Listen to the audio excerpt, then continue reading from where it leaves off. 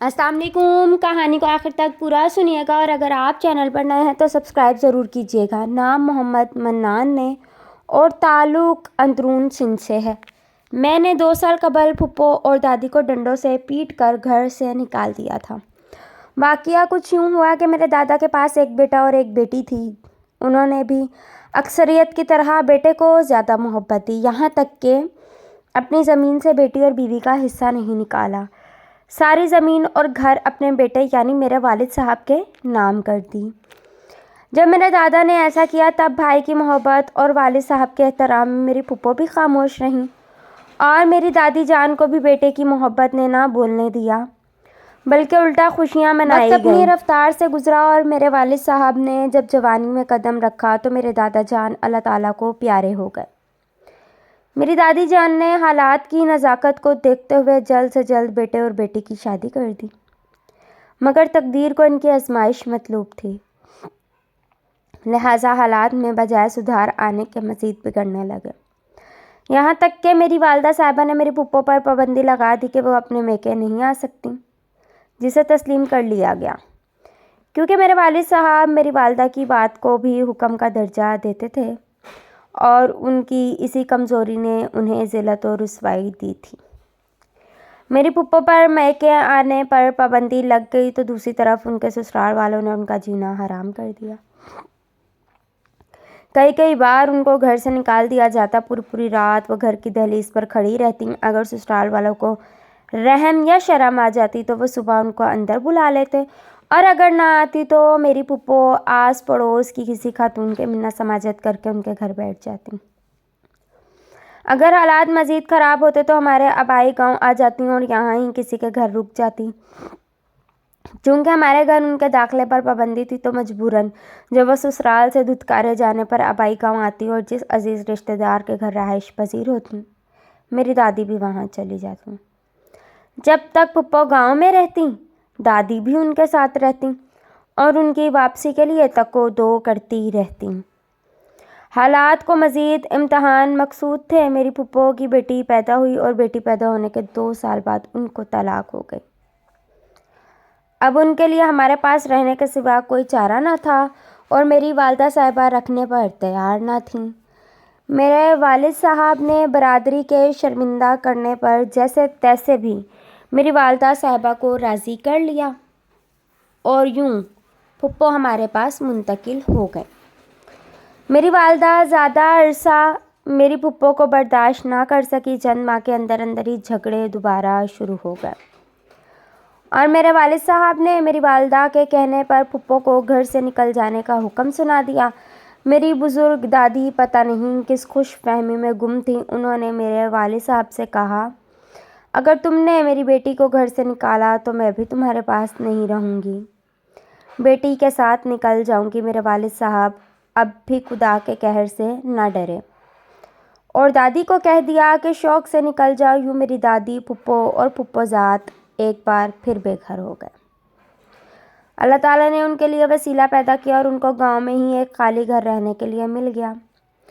गांव के लोग राह खुदा में कुछ न कुछ दे जाते और कुछ फुप्पो मेहनत मजदूरी करके कमा लेती, यूँ उनकी रोज़ी रोटी बन जाती।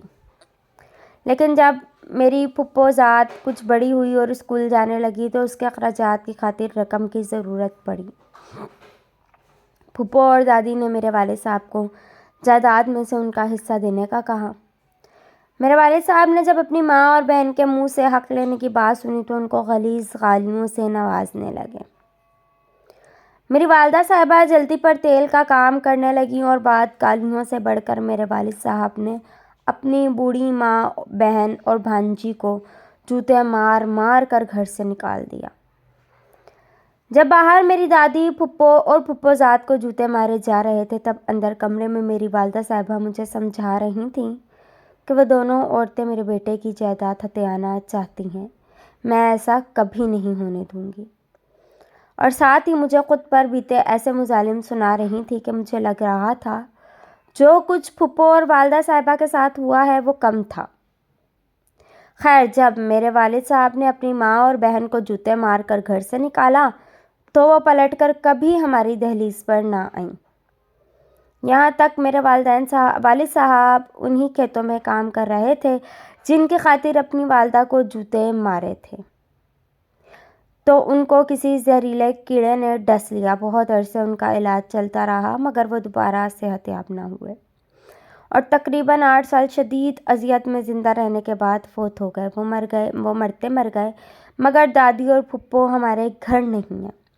ان کی موت کے بعد جنازہ نکلنے سے کچھ وقت قبل آئیں اور دو ٹوک کہا کہ جائیداد میں ہمارا بھی حق تھا، اگر جائیداد میں سے حصہ نہیں دیتے تو تم کم از کم گھر میں سے ہی حصہ دے دو، ہمارے پاس رہنے کو اپنا گھر تو ہوگا۔ میں نے دادی اور پھپھو کو کمرے میں لے گیا اور اپنی ماں کے سامنے ان کا مطالبہ رکھا تو میری ماں نے کہا کہ ان کو ایسے ہی حق دو جیسے تمہارے باپ نے ان کو دیا تھا۔ میرے باپ نے تو اپنی بہن، ماں اور بھانجی کو جوتوں سے مارا تھا مگر میں ایسا نہ کر سکا اور ان سے کچھ وقت کی مہلت مانگی۔ میرے دل میں بھی فطور تھا، میں بھی ان کو حق نہیں دینے والا تھا، بس چاہتا تھا 10واں گزر جائے، والد صاحب کی موت پرانی ہو جائے تو ان کا علاج کر لیتا ہوں۔ یوں ان کو بہلا پھسلا کر بھیج دیا اور والد صاحب کو دفن کر دیا۔ والد صاحب کی وفات کے 1.5 ماہ بعد پھپھو اور دادی میرے گھر آئیں تو میں نے کمرے میں بند کر کے ان کو ڈنڈوں سے مارا، یہاں تک کہ میری دادی بے ہوش ہو گئیں۔ پھپھو اور دادی کے دل میں میرا اتنا خوف بیٹھ گیا کہ اس کے بعد اگر وہ مجھے گلی سے آتے ہوئے دیکھ لیتی تو چھپ جاتی تھیں، سامنے جس کا بھی گھر آتا اسی میں گھس جاتی تھیں۔ یہاں تک کہ اس بات کو 3 سال گزر گئے، آپ نے جب سے رمضان المبارک کے مہینے میں لوگوں کے توبہ طائب ہونے کے متعلق بتانا شروع کیا ہے تو میں نے بھی توبہ طائب ہونے کا فیصلہ کیا۔ جا کر پھپھو دادی اور پھپھو زاد سے معافی مانگی، ان کو گھر لے کر آیا، ان کی کفالت کا ذمہ اٹھایا، نہ صرف پھپھو کا حصہ بلکہ آدھی زمین پھپھو کے نام کروا دی۔ میں اب اپنا فارغ وقت پھپھو اور دادی کے پاؤں دباتے ہوئے گزارتا ہوں اور پچھلے گناہوں کی معافی مانگتا رہتا ہوں۔ میں ان کو اپنے والد صاحب کی قبر پر بھی لے کر گیا ہوں تاکہ میرے والد صاحب اس وجہ سے عذاب میں مبتلا نہ رہیں۔ میں اللہ پاک کا لاکھ لاکھ شکر گزار ہوں کہ جس نے مجھے مرنے سے پہلے توبہ کرنے کی توفیق عطا فرمائی اور اپنی غلطی کو سدھارنے کی توفیق عطا فرمائی۔ اللہ حافظ۔